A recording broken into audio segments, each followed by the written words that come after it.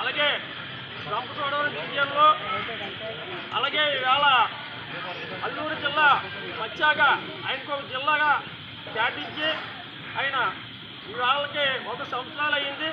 మన గిరిజనుల గురించి ఎంతో విప్లవీరుడిగా గిరిజనుల గురించి గిరిజన తెలివితేటలు నేర్పాలని, గిరిజనుల హక్కులు కల్పించాలని, గిరిజన సమస్యలపై అలాగే ఆదివాసీ గిరిజనుల గురించి ఎంతో కష్టపడ్డాడు.